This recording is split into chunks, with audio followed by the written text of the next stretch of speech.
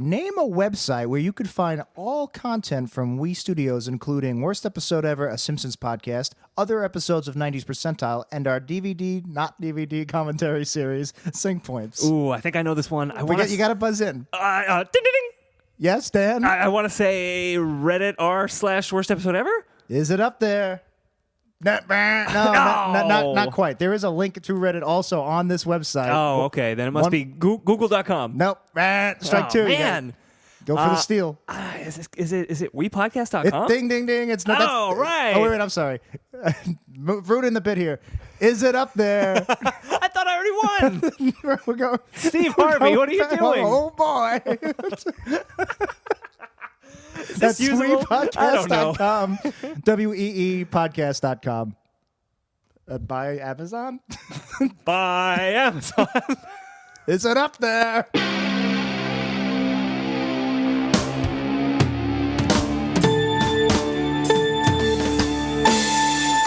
60 minutes are on the clock and straight out of We Studios. This is 90s Percentile. My name is Jack. My name is Dan, and we're talking everything 90s and maybe also everything before and after. That's right. And talking 90s with us today is Raymond McAnally. How's it going, Ray?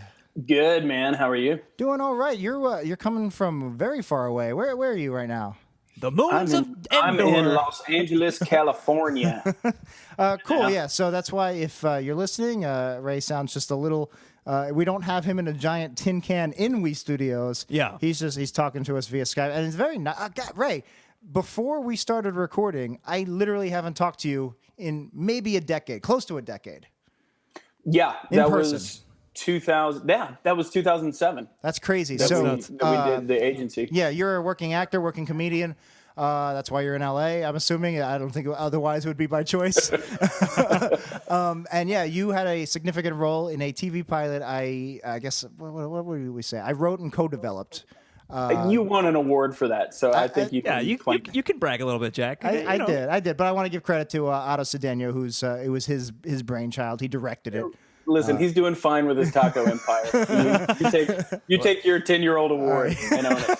I don't actually have it. Our producers took it that night, and I haven't seen it since. Really? They said, we'll frame it for you. And then I've never seen it ever. Wow. Actually, no, that's not true. I saw that. I went to their office like 2 years later, and I saw it on a shelf somewhere. Terrific. I was like, can I get that? Can I get a picture with that?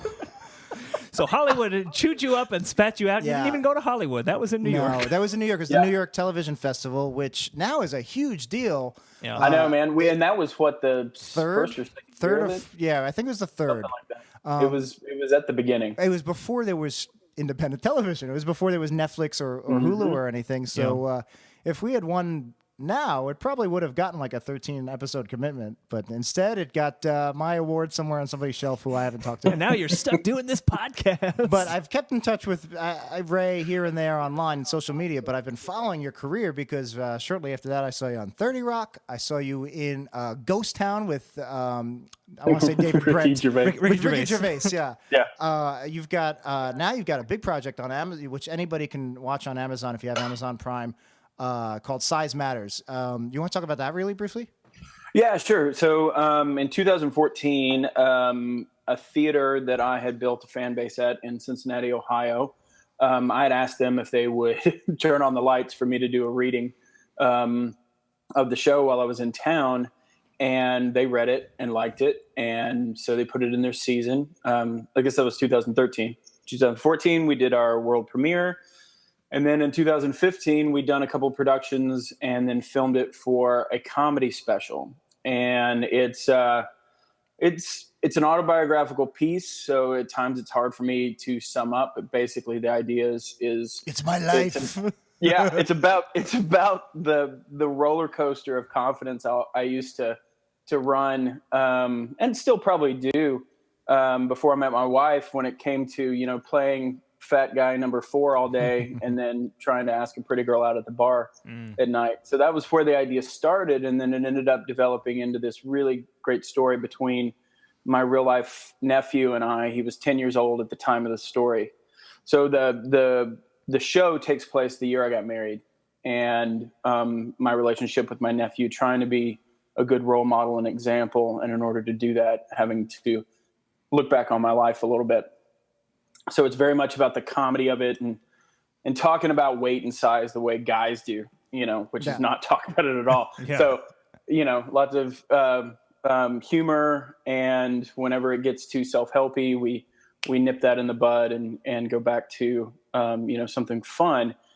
The great part about it, though, is it did actually end up helping my nephew, who's 16 now.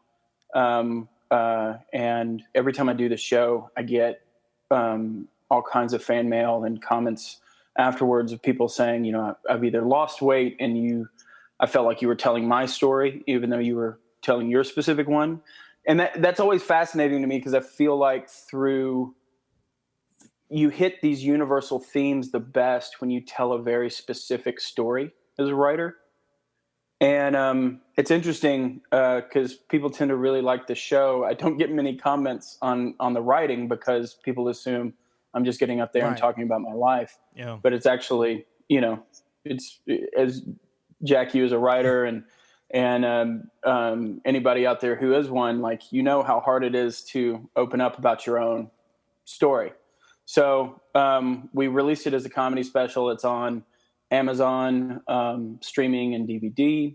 And if you don't want to buy it that way, we're probably going to have it on a couple other outlets soon. That's awesome. So yeah, That sounds keep an awesome. eye out for it, or if you have Amazon, get it now. It's called Size Matters, and from what I can tell from that description, it's about Godzilla. It's about a giant lizard that makes its way through New York City. I got to tell you, I got a couple of quick comments. I was raised by Godzilla, so it's about my The childhood. original title was Godzilla Jr. You're Godzuki? Yeah. A couple of quick comments. That sounds awesome. So I haven't seen it. I want to check it out. It's on Amazon. So Well, you have Size to wait Matters. at least 55 more minutes. We have to finish the That's true. show down. I was going to start watching it right now, but I guess we'll finish. Please don't. But then the other comment I You had could is play it in the background underneath our audio. Yeah. That would be beautiful, awesome. not distracting at all. The other comment I wanted to say is, Ray, while you were describing that, Jack and I were the quietest we've ever been in our entire podcasting career. I was thinking the same thing. We've had a few minutes of silence where we really give it to our guests. If I had to bet, that was probably It had to be. I was wrapped with attention. You're doing a great job, we Ray. were enthralled. That's good. I don't have to hack you now. Perfect. Oh, I'm glad By the way, dodged we have a bullet. one of your other credits. You are the founding member of Anonymous, Which is no longer anonymous. Oopsie. exclusive on 90s Percentile. We'll just beep out what hacker collective that he was the anonymous group leader of. Beepus. Yeah, a bleepus. A beepus, yeah. Also, if you I would love to show a clip from Size Matters because it sounds amazing, but we did very little preparation today because we didn't have a lot of prep. This is coming out the following Monday, but we recorded this the day of the big New York City blizzard. So we actually had zero time to prep. We kind of just joined a chat with you. Yeah. One of my favorite comments about that today was a friend posting that the only good thing about our current political climate is that the news didn't have time to make up 17 outrageous names for the snowstorm. That's fair. So I wanted to. So I was like, oh man, do we show a clip? Do we do a clip from Size Matters? And then I was like, well, why don't we do a little self promotion and do a clip from the agency? Award-winning the agency. The award-winning agency. I won Best Screenplay. Can't find the DVD. Don't know where it is. Dan was going to bring his copy, which I didn't even know I gave one. Yeah, I stole it from you. I don't know. Maybe, yeah, because I can't find it. So I was looking on YouTube, and I thought it says Raymond McAnally. Fuck.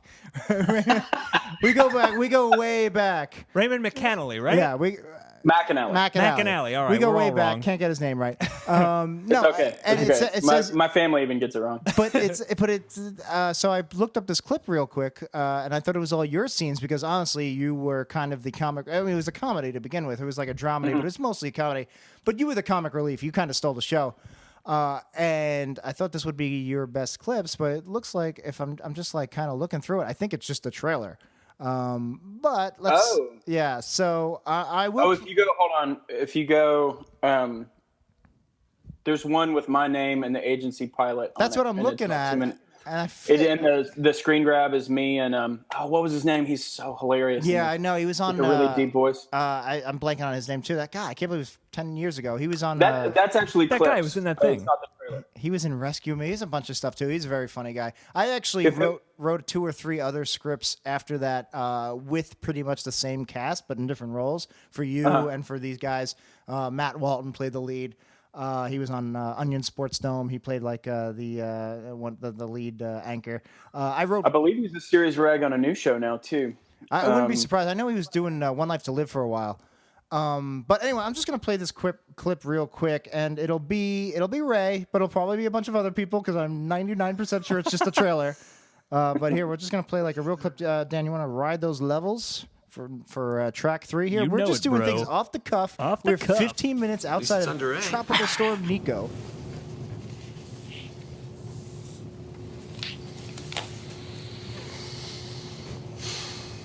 All right, it's not the trailer. It's your whole scene. Well, wait a minute. Wait a minute. This is a simple question. Either this is your ass or it is not. It's not. Okay. My ass. Okay. That's all we needed. How about that one? That's the same picture. Okay.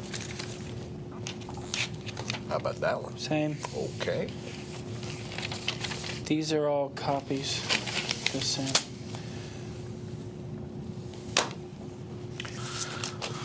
Get out and go. Will you give me Mr. Pibb? The soda or the guy? The guy? So I was holding in laughter for the sake of the listeners, but it was very funny. That was actually mostly ad-libbed. I don't want to take credit for that. That was mostly you guys. All right. I don't know Yeah, what. you guys had a framework for us though, and he was so much fun to work with. I wish I could remember his fucking name. I know. I feel horrible. It's been 10 years. It's kind of crazy. I don't know why I just was like, for some reason there was like the opening credits and there were a few screen grabs, but that's why I thought it was the trailer, but it's not. By the way, his name was Jeremy Schwartz. Of course it was. Of course, right. Jeremy Schwartz. Yeah, and we'll probably have him on the show in like 3 months, and let's just pretend we knew his name the entire time. Yeah, we'll edit this episode so that that way you'll know if he bothered to listen to any of your podcasts. There you go. So I know you haven't listened to our show because just 2 weeks ago, it's like, Ray McAnally and Megan Mullally. Yeah, Megan Mullally. And you didn't say anything, so I know you didn't listen. No, you should definitely. I'm looking at his IMDb. You should definitely have him on because he's a much bigger deal than I am. Oh, that's not true at all, Ray. I've done 2 major projects in terms of like actually getting it filmed, filming it myself, or having close friends film it.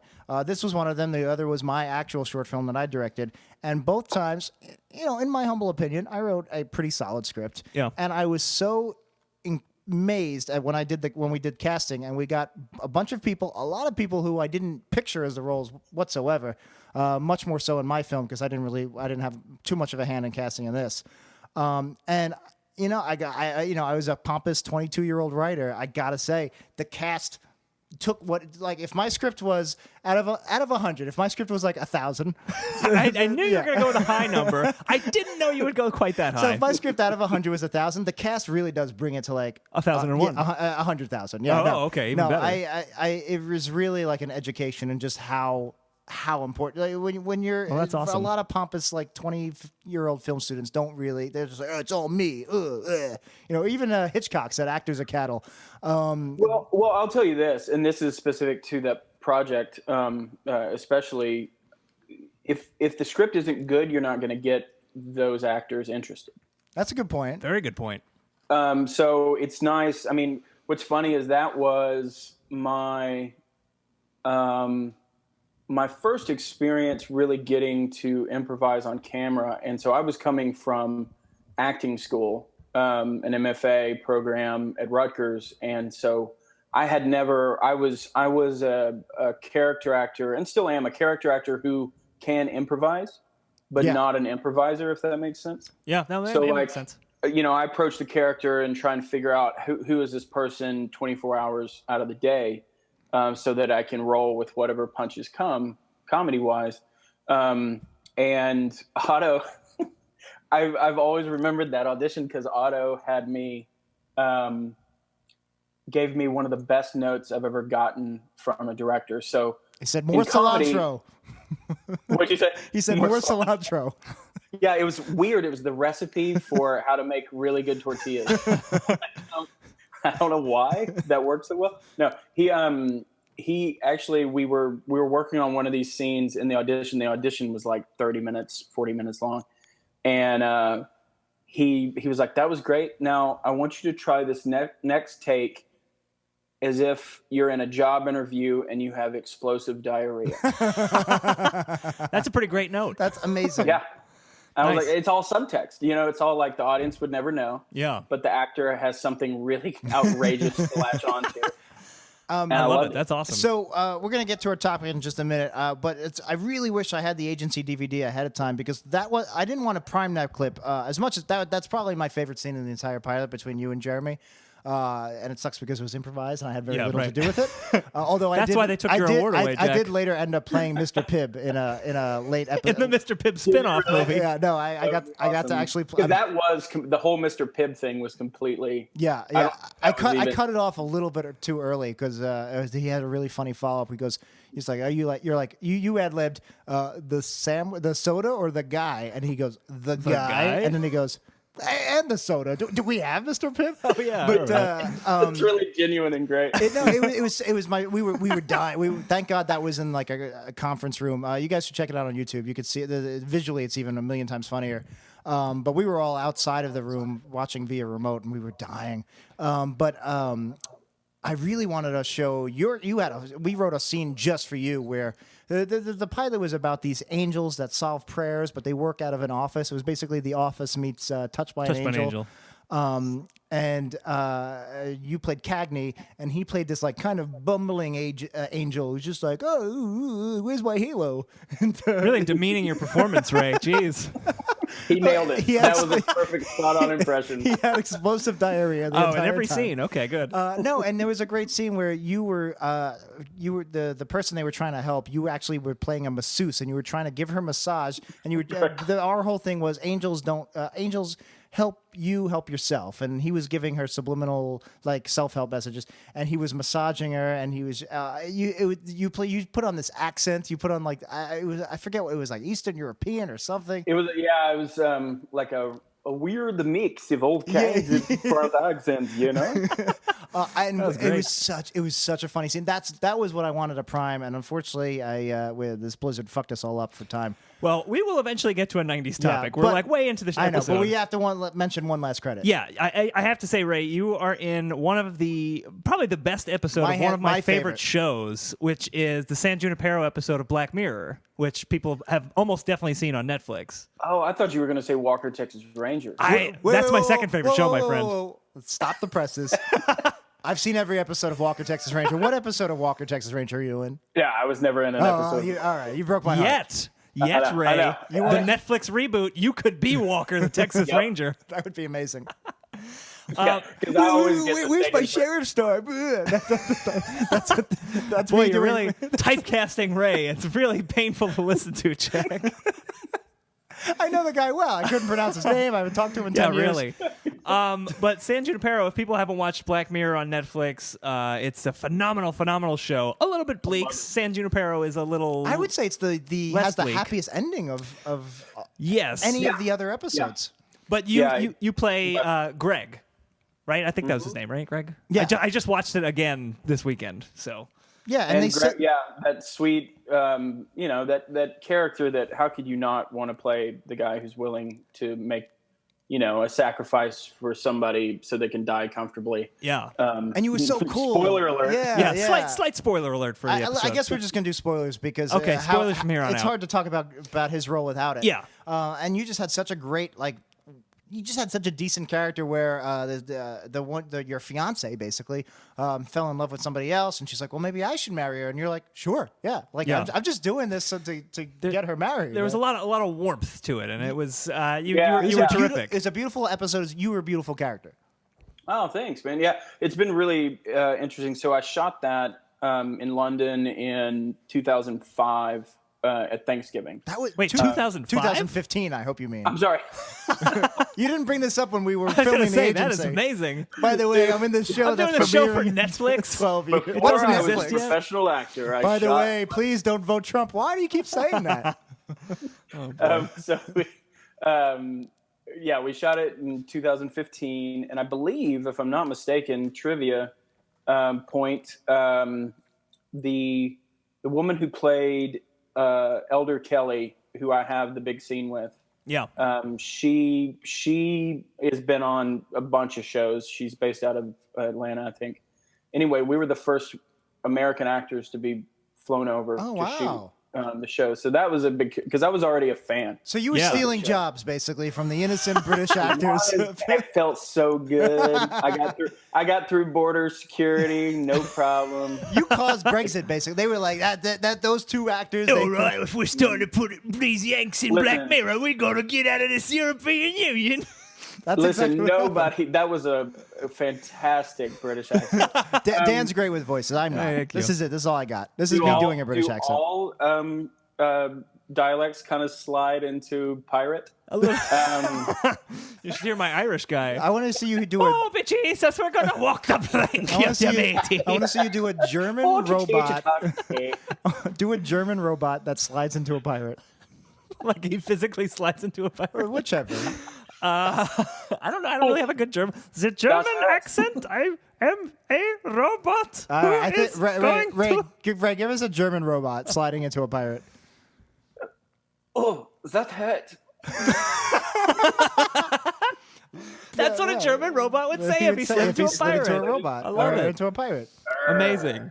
Boy. Listen, I don't feel bad going over there and working because they have some of the best shows on television right now. Sure. But also, it is incredibly hard for us to get to go over there and work. But I have to deal with every pilot season Canadian actors and British actors taking. Taking our superhero jobs. Henry Cavill, why don't you back off from Superman? No, we're extremely proud of you. It's great to see any American in Black Mirror, but to see somebody who took my script, read the lines, and say, "I've got something better." That's no. I did not do that on Black Mirror. No, it was really cool to see you, and even if you weren't in it, that is my favorite episode of Black Mirror. It's the number one of my top 3. Totally. I recommend it to everybody, even if you've listened to the spoilers. It'll still be great. We spoiled it slightly, but not so much. Check it out if you haven't seen it. Unexpected about it. I mean, I love the show. I was a fan of the show. Went and shot it, and I couldn't tell anybody, but I'm very good about that. I don't talk about stuff. I have stuff coming out that I don't mention because number one, I don't want to get cut out or fired. Sure. But you're Thanos. You're in the new Marvel movies. You're playing Thanos in Avengers 3. Right. These shows have a rabid fan base, and I don't want to ruin anything for anybody. But I kept thinking, okay, it's going to be interesting to see how this is received because it actually has a happy ending. Yeah. And I think people latched onto that, but the response from the LGBTQ community. Yeah. Oh, wow. Yeah. For a little while, I had like a Greg the Ally hashtag. I got. Oh, that's awesome. I got mail and stuff from all over the world, and it's still continuing because it's hitting other. I guess Netflix is in like 30 different countries. Yeah. That's crazy. As a straight white male with nothing to lose and nothing. Of course. I honestly didn't even think about that element. Yeah, no, I didn't. I mean, obviously the episode is very LGBT friendly. Well, that's actually why it became so embraced. Because it was unapologetically a normalized. I didn't even think of it as like a gay romance until you just said it. There's not a lot of attention brought to it. Yeah. It's just played as if it was any relationship, which it is. Agreed. Wow, I didn't even think about that, which is, I guess, the point. That's amazing. It's a pretty good show, that Black Mirror. I just like the robots. I have hit a pirate. No, watch out, there's pirates. Oh my God, who put all these pirates here? All right, well, is that a show? Is that it? We're done? I don't know. This is maybe it's not the longest because that Matthew Wade episode. That was over a half hour. But here comes Ray stealing another Brit's job. That's true. Honestly, I could talk about Black Mirror for the rest of the episode. I could talk about Ray. We probably shouldn't. But let's get to a topic. Ray, you are our guest, and we're so happy to have you here, and thank you for being here. But as our guest, it is your right to either choose our first 90s topic, or if you so desire, you can go into the random topic generator where listeners of 90s Percentile have submitted 90s topics in the generator of wepodcast.com, wepodcast.com. So kind and generous to us. So lovely. All 4 of them who submitted 500 each. But Ray, you can choose a topic, or we can go to the random generator. What do you want to do? Let's go to the generator. Let's prove that none of this is planned. Man, Bold move, Ray. I like it. And here we go. Our first topic is Young Indiana Jones, submitted by Pat M. Now, aside from River Phoenix in The Last Crusade, I have never seen Young Indiana Jones. I completely forgot about that television show. Yeah. Because it was a it was a TV series based on essentially the opening of the third Indiana Jones is this extended sequence of young Indiana Jones, and someone was like, we got to make that into a series. And they did. What if we had Indiana Jones, but he was young? River Phoenix, did he reprise his role? No, he's dead. No, I mean, he died before they made that TV series? Yeah, he did. And if I'm remembering correctly, I think Harrison Ford actually is in at least one episode. Really? As Indy. Yeah. Was he disgruntled?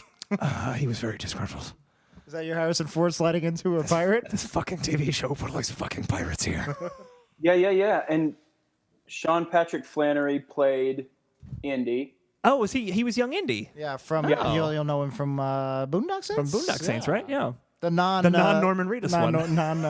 Daryl. Yeah. The other one. The other guy. I see. That's funny that you guys went right to the TV show, which I'm assuming. I'm assuming that was that's Pat M's topic. I think here, because the first thing I thought of was there was a series of young adult novels called Young Indiana Jones. I believe they were a spinoff of the TV series. There you go. But did you guys have Scholastic Book Club growing up in school? Yeah. So we had Troll.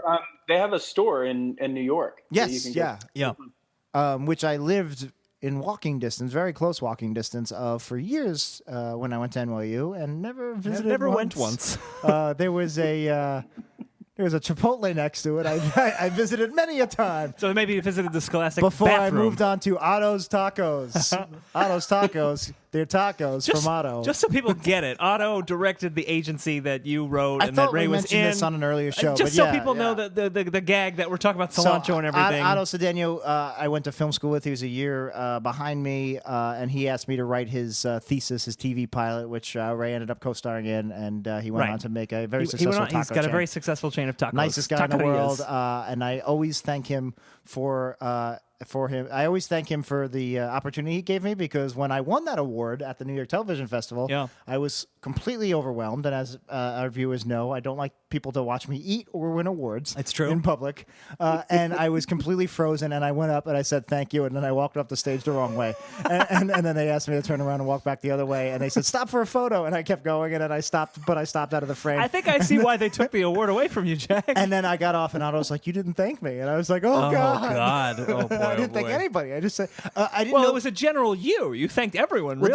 This was the festival's second year. It was a pretty big deal, but it wasn't the huge deal it is now. And I didn't know there was a best screenwriting award. I thought we were super nervous about winning best show or at best drama. Yeah. Or at worst best drama. If that makes sense. Worst best drama. At best, we would win the whole festival. Sure. At worst, best drama. I see. Okay, I got you. So, and then we're waiting for those two awards, and then they're like, and up for a best screenplay, and I was just like, what? And before I even had time to process being nervous, they're like, Jack McCone. And then somebody who was next to me. That's probably the best way for it to happen, though. Allegra, she was the wife at the time of Sean. The sinus medication? The star of the show. She was like, you won. Go up. Oh, man. And then I went up, and I was like, thank you. And then I walked off the wrong direction. Nice, and then they very turned nice. me around, and I saw When we win that podcasting award, don't do the same thing. I actually, all right, we'll get back to Indiana Jones. I do have a funny memory that just popped in, and I haven't thought about it in years. So there was a before party, and I bumped into Ray, and I was like, hey, Ray, how's it going? And we were with another actress whose name I can't remember, and I don't want to say anyway because the story's a little awkward. Anne Hathaway. But I said, hey, how's your husband? And she's like, I'm divorced. She got divorced in the between we got filming before we filmed and we were in there. And I remember Ray just turned to me and pointed, and he pointed at you pointed at my foot, and you go, that's your foot. Put it in your mouth. And it's like, oh boy. Yeah. Oh, man. Oh, wow. I was like, thanks, Ray. Thanks for the support. Yeah, that's good stuff. Hashtag Ray is an ally. Where was my ally, Ray? Where is my ally? No, so I remember the books, which I remember it was like the Indiana Jones font. And they were these 180-page big font Right, the Boxcar Children, Scholastic. Clue book type. Yeah. And so those were based on the TV show. I think so. Well, because I think, the idea was kids love Indiana Jones. Let's give them an Indiana Jones that they could pretend they are. Well, that was the thing. I mean, like, everybody wanted to be an archaeologist because it was so action-packed. I wonder how many out-of-work people with archaeology degrees that they got in the early 90s. There must be. I would love to see the data. I would love to know how many archaeology programs got a boost in the 90s. A big spike after Raiders comes out, and it goes all the way through the 80s, and then by the time Kingdom of the Crystal Skull comes out, it just plummets. So no one's interested in archaeology. I just Googled archaeologist boost data, and I spelled archaeologist completely wrong. Awesome. And Google was not helpful. So that's the best I can do. Did you want orthopedic boost data? I see why you were so prepared for this interview. Yeah. Oh, yeah. Absolutely. I always try to have my young Indiana Jones facts in check just for this moment, and damn you, Tropical Storm Nico. I don't know why. Let me check my young Indiana Jones app. Yeah, please do. What it says. I actually have a Star Trek and a Star Wars wiki app. Oh God, you would Wikipedia the app? Yeah, is that what it is? Yeah, Wikipedia. That is the actual Star Wars wiki. Is Wikipedia. And Memory Alpha is the Star Trek. Yes, right. I just remember while we're talking about Indiana Jones, I don't know if this is interesting to anyone, but you and I were playing Scattergories once. I know where you're going. And with the category was toys, and it started with I, and we both put Indiana Jones action figure. And we got the point. We won, baby. Yeah, we did. Oh, booyah. We just high-fived. Very sad lives we lead. That's a point of pride that we both put Indiana Jones action figure. I gotta say though, I remember watching, if we reference the movie Young Indiana Jones moment with River Phoenix, sure. Instead, I remember watching that, and I felt like every kid who watched that wanted to be, totally, in that role. Like, who didn't want to play young Indiana Jones? Yeah, just the coolest guy who ever lived, Indiana Jones. He's like 14 dealing with Nazis. Yeah, and putting them in their place, I want to put a pin on that real quick because we have to come back to that. Okay. But I don't think we have too much to say about actual young Indiana Jones. Yeah, I think let's just talk about Indiana Jones. Exactly, but I want to the one thing I could say is I don't remember the books. I read like 2 of them. Yeah. I don't remember the show. I watched a couple of them in syndication.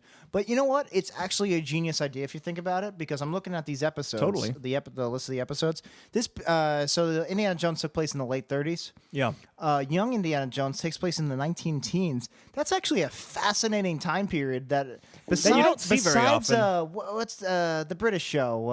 It was The Office. No. The Office. Not The Downton Office. Abbey. Downton Abbey. Besides Downton Abbey, what shows take place in the late teens? Yeah. And is an action adventure show, which I'm assuming Downton Abbey is. I've never seen an episode. It's very much action oriented. Action packed. No, I've never seen somebody make place settings so adventurous. That scene. No, actually, I'm a huge fan of that show because nerdily in grad school we had to do a lot of role play hierarchy work that was so much fun, like picking a historical figure, researching them, and then playing them at like a 3-hour improv final. That is intense. We call it the salon. Yeah. And I remember I played Queen. We were doing Queen Victoria's court, and I played Sir Robert. What was his name? All right, Sir Robert Albert Gascon Cecil. He had a ridiculous amount of titles. Oh man. Anyway, that whole time period, the 1910s. Yeah. There's a book called The Proud Tower that goes through all the inner workings of what was happening with the collapse of the monarchy system and all that kind of stuff. None of this is in Indiana Jones. Yes. Well, wait till we get to our prequels. I think he might have met Queen. I think there was a lot of historical figures that he met, and Again, I haven't seen the show or read the books. I think so. But I think everything I know is secondhand. I of this think show, that was but... a key component where he would like bump into Woodrow Wilson. And, and I think there were like artifacts that he would see. A lot like the movies. I mean, the movies really were designed to be a throwback to the old serials from the 30s and 40s. And so there was a lot of treasure hunting. In fact, the tie-in to Downton Abbey was the Earl, I believe is the correct title. Yeah. That the landowner of the house in Downton Abbey, the title owner. He in real life, the man that all that property and estate and everything and title belonged to, was the one who discovered one of the tombs in Egypt. Oh wow! Is that how he made his fortune, or it was just he had a fortune? I think it's how he lost his fortune. Ooh, the curse of the pharaohs got him, huh? Yeah, I mean, we'd have to look it up, but we're not going to do that. I'm speaking like half out of school and half not, but that's all we do on that's this this show. whole podcast. Right. The original name was Half Out of School with Jack and Dan. It's probably a better name than 90s Percentile, to be honest with What's you. a percentile? I don't know. I'm a stupid listener. Although I did like 90s Percentile because it actually is perfect for a 90s based podcast because we were that generation that had to deal with the standardized test Exactly, for the first time. I'm glad, you're probably the first person to actually bring that up. And if you look at our cover photo on Facebook and maybe also our cover photo on Twitter, it's our logo. You'll see the actual percentile standardized test scores that we got. It's actually my test that I got. 99 plus. Oh, wow. Good at English plus. Late 90s. And do you remember debate? I don't know if you guys ever did this. Do you remember debating as kids? Like, well, if I'm in the 95th or 99th percentile, does that mean like I'm as smart as 99% of the people, or like I'm in a higher bracket? Is it another way of saying the 1%? Right. Ooh. Or is it saying you're I just never like had that debate. 99% of I never had that debate because I had a 99 plus every single time. Yeah. Whoops. Oh, you want Jack? No, I had a few 80s and those years I did drugs. My science scores were pretty low. But yeah, no, I'm glad you brought that up. It is our standardized testing. So before we get into the rest of Indiana Jones, I just really wanted to hammer home that I bet you this show is actually a lot of fun because that is such a really cool time period. I think maybe also.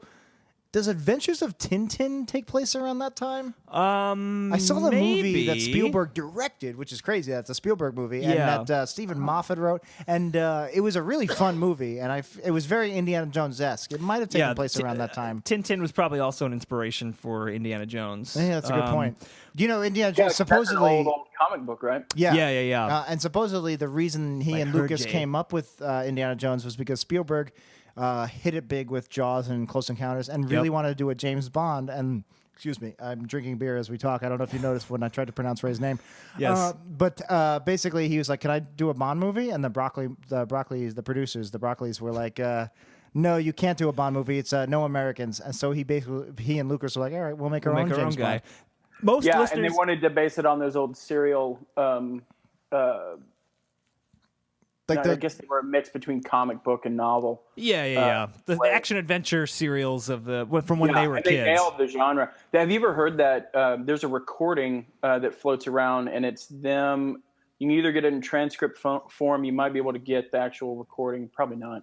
But the transcript, you can read they recorded their initial idea meeting. Oh wow! Really? I mean, I couldn't get a recording of our own TV pilot that I won an award for, so I doubt we'll get that. We won't get it on this podcast for sure.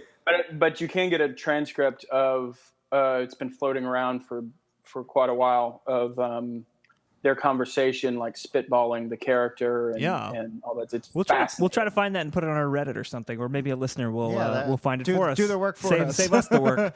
That's awesome. So Dan is just chomping at the bit here, and for good reason, because we're big Indiana Jones fans. Yeah. All three movies, the first three movies in the 80s, the all other one was... three movies. There were only three movies. The fourth movie came out like 9 years ago. 2009, I think. Was it? We had an argument about 3 months ago where you're like, it's 2007. I was like, it wasn't that. Really? And I was like, it's 2000. I do remember having this argument. And I was like, 2007's too early. But I don't remember losing that lost argument. the argument. Anyway, so Dan's chomping at the bit. This is probably our last chance to really talk. He's looking it up, this fucking son of a bitch. I am. If I had to guess, it's 2009, but it might be even 2010.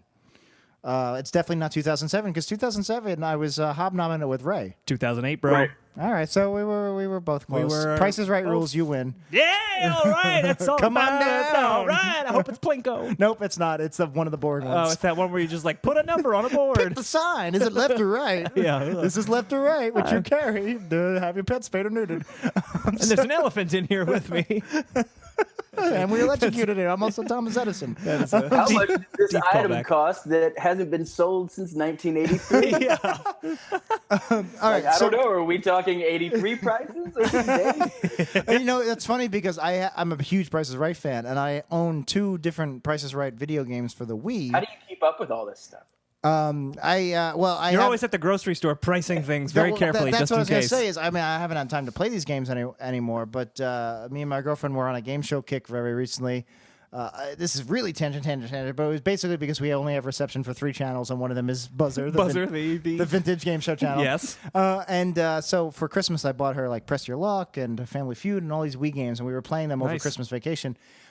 Price is Right is really hard to play now because the prices are different. Like you're not playing. You're not playing. What are the prices now? You have to. It's like a When the it's- game came out, It's like what a were the historical prices? trivia game. It's like that's what did nuts. Benadryl cost in 2009? I swear the real show is that way too. Yeah. Like they're like, how much for this? Well, you're in This LA. canister of borax, and you're Yeah. like, Yeah, you live in LA, and from what I understand, they use the LA retail prices, which are typically, besides us in the New York market, they've gotta be inflated. They're inflated from the rest of the country. You go to Whole Foods versus going to King Cullen. There's vastly different prices. How much of these organic avocado jewelry? that would be hilarious if Price is Right upped its game, and we're like, depending, are you at Ralph's? Are you at Sprouts, or are you at Whole Foods? Yeah. Drew Carey, we know you're listening. He's a big fan. So no, anyway, Dan's chomping at the bit here. He wants to talk I'm about chomping Indiana at the bit. Jones. We can call that show "The Price is Inflated." Perfect. The Price Let's is pitch Right? that. Question mark. So we have to go around. I know Dan's answer. I know mine's answer. Ray, what's your favorite Indiana Jones, the adult movie? Raiders of the Lost Ark. So I believe Classic you are in answer. the majority of that. Me and Dan have to beg to differ. The first, possibly the best, but yes, we are both Last Crusade Last fans. Crusade, besides the River Phoenix Well, opening. Man, well, that one brought all these generations in. You have, we Sean named the Connery. dog Indy. Yep. I mean, Sean, you have. By the way, if, we all know this, but I'm assuming some people don't. The reason that line is in there where Sean Connery goes, Junior, his name is Junior. Henry.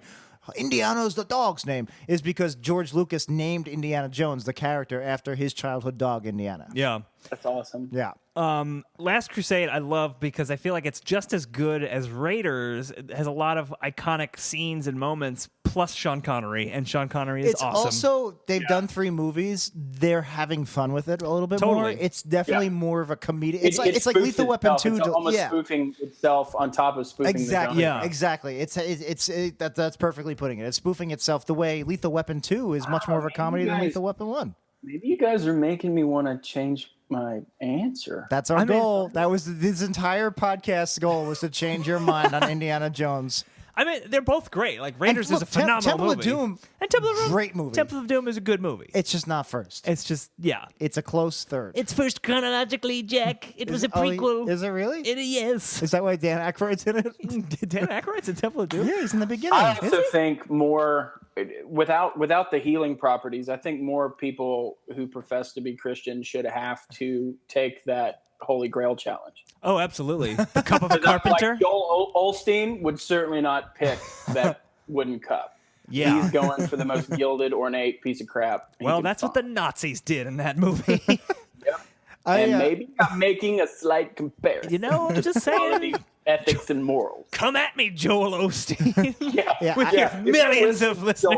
Joel Osteen, I know you are, You know, Mr. 90s haircut. that really is a beautiful, perfect way to put like the mistake a lot of well-meaning, middle America Christians, Christians made. Bible because Belt do you Christians. ever think Donald Trump, if he was in that situation, do you think he would have picked that Holy Grail, the simple metal cup, or would he? Jack, the grail that I would pick, it's emblazoned with the Trump logo on it. It's the best grail. Everyone says so. It's got jewels. It's tremendous. Oh, no. Everyone loves it. I'm aging horribly. Oh no, what's happening? My hair, it's falling out. I'm now doing this weird double come over thing because I'm partially melted from drinking from the wrong grail. And then Melania What Trump's is like, this fake grail? Who is this fake knight? fake night. Hashtag fake night. And then Melania Trump is like, I'm not leaving I'm not leaving New York. First throw me the grail. First throw me the grail, then I leave the temple. Just buy my daughter's clothing. Barron Trump's got a backwards Yankees hat. The penitent man kneels before God. I don't kneel in front of anyone. I guess I'm going to get cut there in goes half. my head. I guess that's it for the old Donnie. You gotta take a leap of faith. Oh, nope. Oop. Not me. I'm walking straight through. Oh no, I'm falling. Remember me as I was. An asshole. They didn't brief me properly. I just snorted Ivanka, I'll miss you most of all. because I'm sexually attracted to you for some reason. Oh, it's creepy. What do you think Trump is a big Indiana Jones fan? And if so, what is his favorite movie? I would bet his favorite's Temple of Doom. Yeah? I like when they take the hearts out. They like ripping out hearts. It's what I do. Vladimir Putin's done it himself. Theorist, I think it would be the last one with the alien spaceship. Oh, Yeah, yeah. you're right. Actually, yeah, you're right. You know, It's it's good. also the worst written of all of them, and I feel like Yeah. that would appeal to him. I think you might be right. No, it's the best. That's fake news. It's fake news, what you're best saying movie. right now. I actually wrote that script. The aliens are here and they have crystal skulls. Everyone jump into the refrigerator to survive the nuclear bomb. That's actually the story of the prophetic story of his presidency as yeah. told by Steve Bannon. That whole movie. That is what Bannon thinks is going to happen within the next 4 years. You know what? You might be He's right. right. I definitely see the ants eating the person alive. That seems very Bannon-esque. Yes, I could see him torturing someone by having him eaten alive by ants. No. So I really like. I would Last like Crusade. Shia LaBeouf to play me. I like the cut of his jib. He says No, he's he not had- a celebrity He anymore. had him arrested because he was protesting. That's him. right. I don't like that guy. Fuck Fake, him. Fake news. He's fake news. Tremendous guy. Wait, he's against me. Fuck him. Even Stevens. We're not even Stevens yet. How can you be even? I'm winning. You can't be even. He's pretty odd. Even is for losers. There must always be a winner. Sad. Only losers tie. Holes. What is that? I'd call it hills. Because surplus, not down. Jokes are always better when you have to explain. I'd call it Transformers. kills. What's wrong? I'm perfect already. Why change it? Transformers, they're not allowed to use the bathrooms. I don't care what gender they say they are. If you're a robot, you go to the robot bathroom. If you're a car, you go to the car bathroom. I mean, truly. And they're illegal aliens. We're going to put a ban on Transformers. Eagle Eye doesn't make Which sense. is Eagles kind have of two actually eyes. the theme of what the second one. Yeah, where- the Dark of Revenge Revenge of of the the Fallen. Fallen. Yes. Yeah, Which was also That about masterpiece. Trump. yeah, they're totally being treated like the world's illegal alien problem. Oh, yeah. Also, Trump, I believe he appointed to his cabinet those two little racist robots. I'm not going to do an impression of them. Not because that would be It was racist. like Skeets and Skids or something. Oh, They're yeah. terrible. Hey, we're in a horrible dystopia. You should name Optimus Prime as Secretary of Defense. So I was actually disappointed that Sean Connery didn't reprise his role in Crystal Skull, even though Yeah. he had been retired from acting for 4 years and is still retired for another 10. After that great film, League of Extraordinary Gentlemen. I mean, go out on top.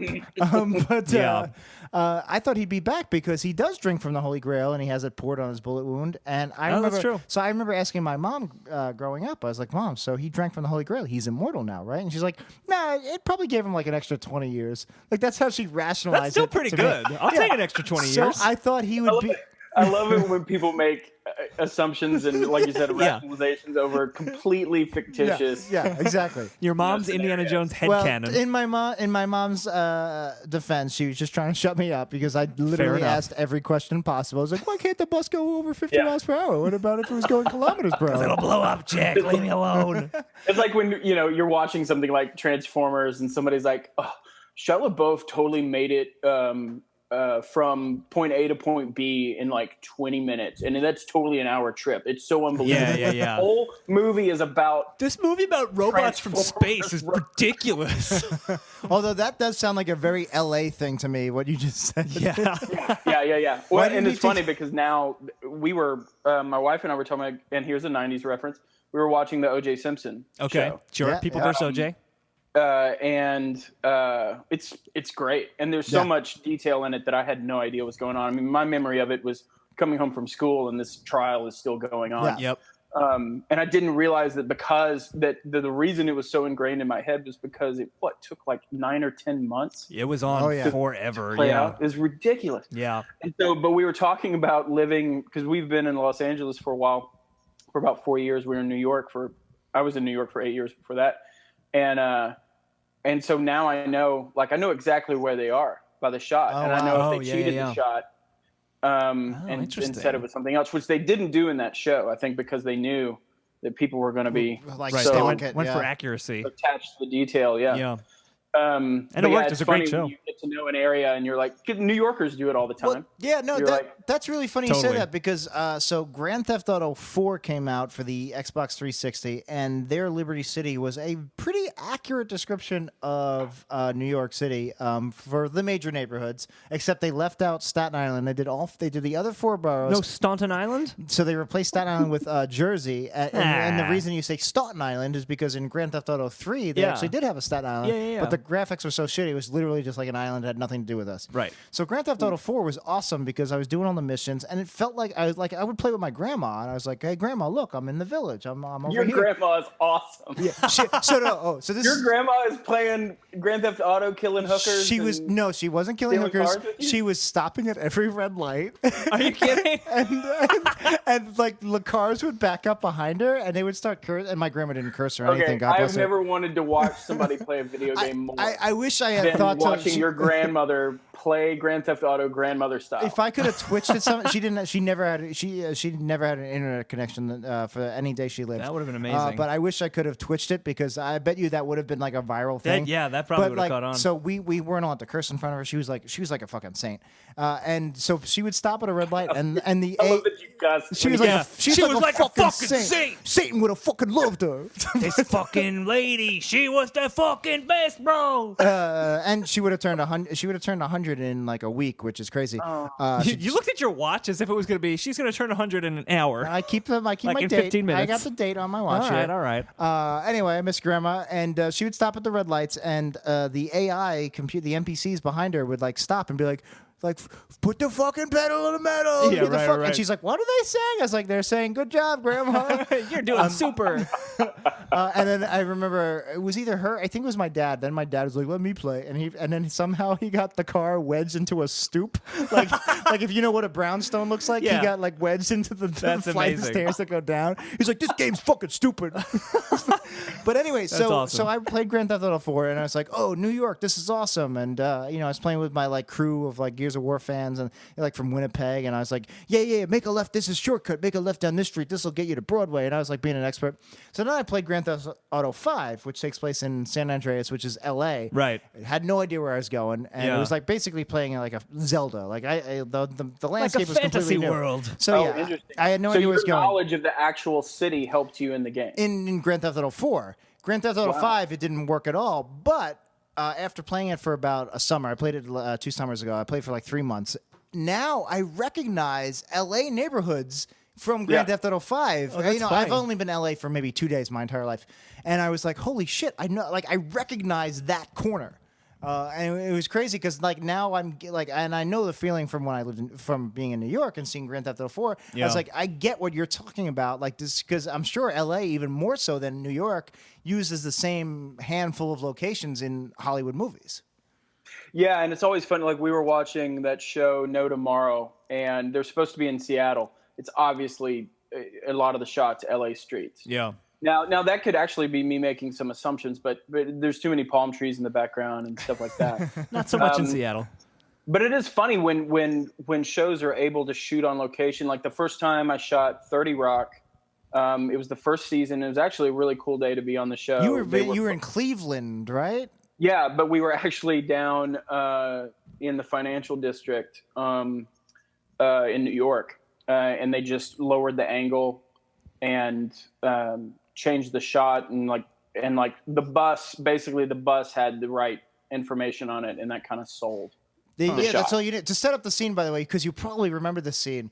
30 Rock was one of the first shows to start this New York renaissance of shooting in New York. Yeah. Now, at the time, I remember I was a struggling TV writer. 30 Rock was one of 6 shows, and they were making a big deal of it. They're like, holy shit, there's 6 shows shooting in New York. When I went to school, there was none. Yeah. Besides Law and Order. And Law and Order SVU and Law and Order Criminal Intent. But they were making a big deal that like 6 shows, which now pretty much we've got like 40% of the market compared to All LA. of those Netflix shows from the Marvel. So 30 Rock was one of the big ones to start shooting in New York. That like helps kickstart the Renaissance. Yeah. And there's a scene in the end of season 1 or season 2 where she thinks about moving to Ohio with Jason Sudeikis, and there's a montage of her like, Ohio's amazing. Yeah. And Ray is just like, like they came up to you and they're like, really? Something I forget what the line was like, is Cleveland really this great? And you're like, sure is, ma'am. You probably know the line better. I let her step in front of me in line to get a hot dog. Yeah. Was it? Am I wrong? Or it had nothing to do with Cleveland? I'm just combining two scenes. No, it did. No, it was the Cleveland good. episode. Thank God. And I was Cleveland dude. Yeah, Cleveland dude, nice. Yeah, it was my first like primetime co-star. Very cool. And yeah, it was really cool. It was actually the day happened to be the day that they found out that they got a second season. Oh, nice. Wow. What a great day to be there. About now, but they were, everybody's biting their nails. Great family on a set. Everybody worked really well together, and Tina Fey's just amazing. Like she truly can switch hats in a heartbeat and just be an actor working with you on the set, trying to make the best moment possible. That's awesome. And then I came back in season 5 as a new crew member on the show. Oh, nice. Very cool. But yeah, and Paul Feig directed that episode. Really? Oh, awesome. Yeah. Oh, wow. Yeah, Nice. I worked with him on that, and then 2 episodes of Nurse Jackie. I guess you didn't make a great impression on him because he didn't cast you as one of the Ghostbusters. Dude, he did not. And I sent him a drag audition that would knock somebody's socks off. And he was like, I just don't think we're ready for a trans Ghostbuster. And I was like, Paul, you're behind the times. He might be a little behind the times on Hashtag that. Greg the trans Ghostbuster. But man. yeah, and so playing Grand Theft Auto 5, it's the first time I've actually gotten an idea of LA geography, and you see it in movies. I bet you Vancouver and Toronto residents also see the same thing where totally. So many like CW shows are filmed in Vancouver, like Arrow, Exactly, The Flash, yeah. all of those. You see the same locations over and over as different spots. And if you're, this is a New York thing, Yeah. but if you know Williamsburg at all, maybe Yes. because you went to Simpsons Trivia that Dan hosts. Oh. Williamsburg is fake for many locations these days because there's a studio there, including all of the Netflix Marvel shows. Yeah, on Daredevil. And so they're in Hell's Kitchen, which is a real life neighborhood, which is right next to Times Square. It's in the 40s on the west side of Manhattan. Yep. Yet in the Netflix Marvel universe, somehow the river, there's a river, and then Manhattan is in the background, and the Empire State when Building. they're in Hell's Kitchen. Yeah. And I was just like, how is that possible? And You know what? I never noticed that. no, I bet you most people don't. Yeah, it's only people who are in that area fairly often. And It drives me crazy though, because I'm like, inaccurate. how can Hell's Kitchen be? Well, Daredevil's blind, so maybe they just told him it was Hell's Kitchen. Oh, okay.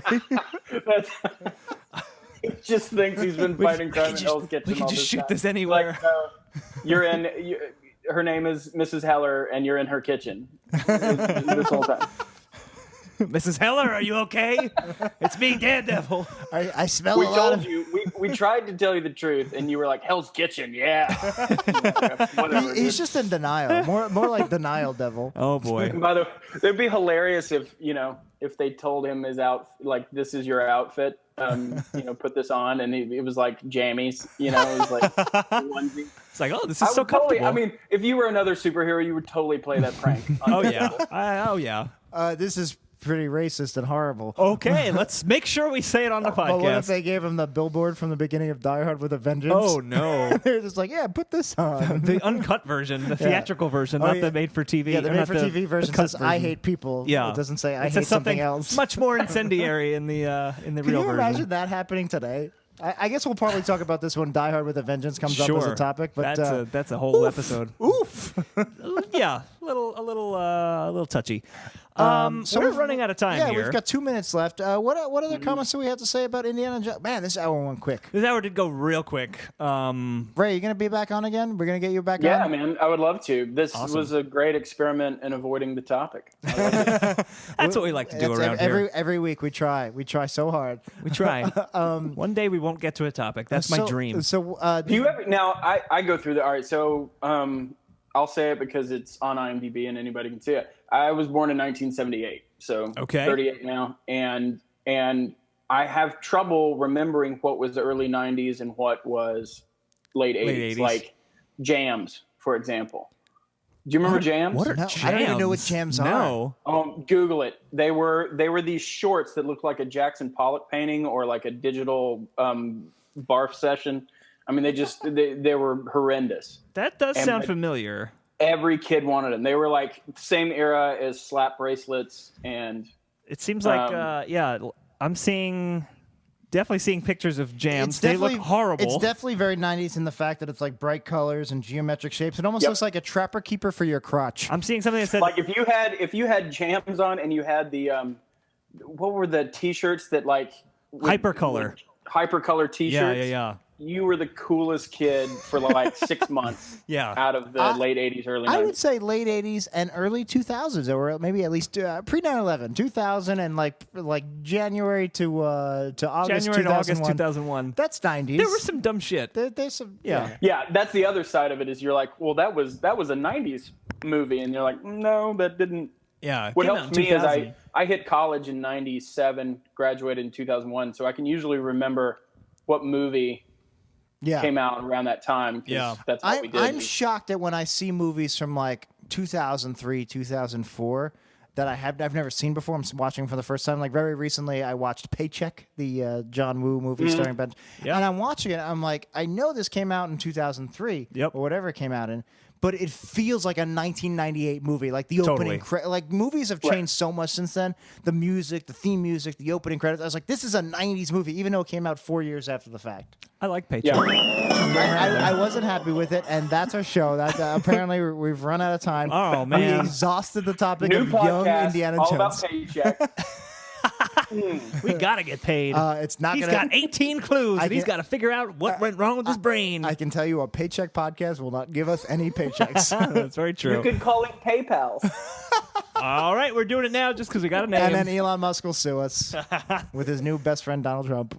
oh, Yeah. Ooh, I went deep. oh boy. I will ruin their careers. Elon's a good guy. He's bringing jobs to America. That's true, actually. It's not even a joke. I'm a big Musk fan.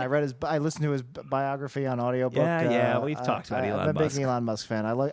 This might be a shock to our listeners. I like self-driving cars. I think they're intriguing. We haven't talked about self-driving cars in a long time on this show. Well, I mean, I have we no were problem due. with self-driving cars for people who've already learned to drive.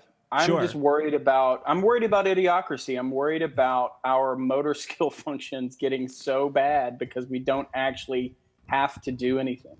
It could happen. I agree, and we're out of time. I wish I could talk about that, and I wish I could talk about this, but I have to mention it. Just mention it. We don't have to talk about it. I just read an article at work today while I was, for lack of a better word, I was pooping. I was pooping.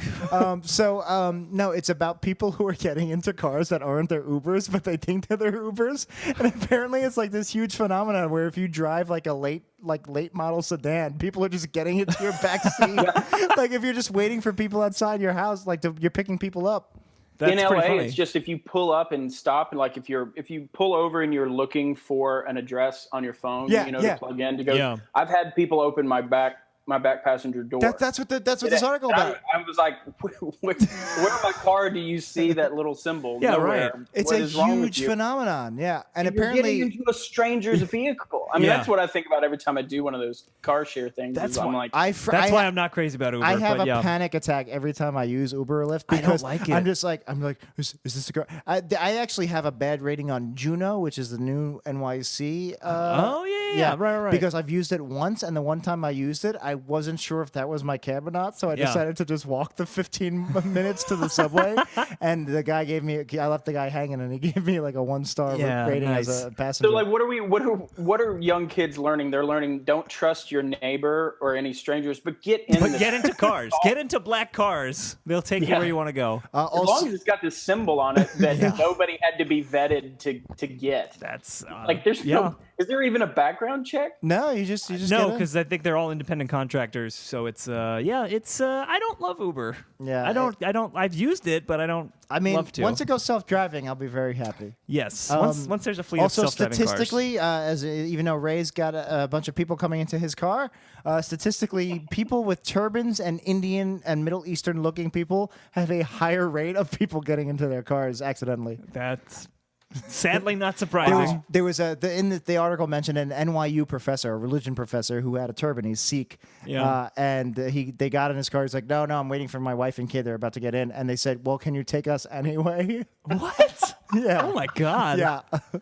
So that's the world we're living in, and that's it for this episode of 90s Percentile. Ray, we do a little thing we like to call what the fuck have we learned? What have we learned today? So Ray, we'll turn to you. In this hour plus conversation we've had, what have you learned? I've learned that the future would have been very different had River Phoenix been able to play his role in Young Indiana Jones. That is probably true. Definitely true. Dan, what did you learn? What did I learn today? I learned that Tina Fey is a woman of many hats, and she can change them at will. All right. I learned something I used to know and totally forgot, that there is a very talented actor that has great chemistry with Ray, and his name is Jeremy Schwartz. And I'm sorry, Jeremy, that I forgot your name. It's been a long time. I bet you don't remember mine, so we're even. He's got some vision board in his house that's all pictures of you, and he's like, one day Jack's going to call. We're going to make that pilot he talked about. I wrote such a great follow-up script that starred both of you guys. It was called The Hits. It was about a rock band that signs up with the mafia, basically a mafia don who was getting it was written for Frank Vincent from The Sopranos, and basically he was getting he's getting old, and he used to listen to Zeppelin when he was a kid, so he decided as a side project to manage a small garage rock band. And Ray actually wrote you as his son. That's awesome. Yeah, it was a great little script. I submitted it to the festival the year after I won, and then they never got back to me. All right. They're probably like, hey, he lost his award. We're not going to bring that guy back. He didn't even thank it out. Is this the guy who couldn't get off the stage? He couldn't get off the stage. Can't write nothing good. He's an insurance liability. Next time he might walk right off Frank's neck. Oh, man. We run the New York television. We can't have him here. The bets are going to go all the way next year. Get off the plank. Oh, no. Who put all these pirates here? Ray, it's been an absolute delight to talk to you. Do you have anything you want to plug? Any Twitter, social media that you want to get out there? Now is the time to do it. You got a captive audience. Yeah, just check out. There's links to all that stuff on my website, RaymondMcAnally.com. That's RaymondMcAnally. Awesome. .com. And you can find me. I've got a page on Facebook where I post acting stuff coming up and stand-up comedy here in LA and things like that. Yeah, if you're in the LA region, definitely go see him in person. Something I haven't had the luxury of doing because I only go to LA in Grand Theft Auto form. But definitely go do that. You should find Ray in Grand Theft Auto. I bet he's there. I'm in there. Doing his stand-up. And then shoot him in the face. Oh no! What would your grandmother say? That fucking saint. That's something else I learned today. What did he do? Nothing, Grandma. He's letting you go. He's letting you go. What are you doing to that? Why are you taking that girl into the car? She asked her. She thinks I'm an Uber, Grandma. It's okay. Oh boy. Oh god. It's just the shocks, Grandma. It's okay.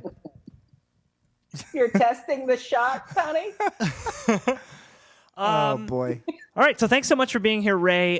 Listeners, if you want to support the show, you like what we're doing, you can go to our website, which is you can go to 90spercentile.com, or you can go to weepodcast.com, weepodcast.com, and get episodes of this show, of our Simpsons show, worst episode ever. Check out our YouTube page. Yeah. Follow our Reddit. Twitter, our Reddit. Sign up for the newsletter. Sign up for the newsletter. We just started. We're having a lot of fun. If you sign up now, you'll can check out our previous 2 issues, Yes. and you can see all the new ones. We ask you guys to participate. It's a lot of fun. It's a total totally a lot of fun. And if you want to support the show, you can go through our Amazon links, click our Amazon links, and shop like you normally would, or go to Amazon. Buy a full-body Green Ranger outfit like one of our listeners did, which was the amazing. Coolest thing ever. Yeah. Or possibly, like you said on Reddit, maybe he is the Green Ranger and he just bought a bathroom set. We can't tell from the photo. Yeah. But also, you can buy the Young Indiana Jones books. I'm sure they're on there.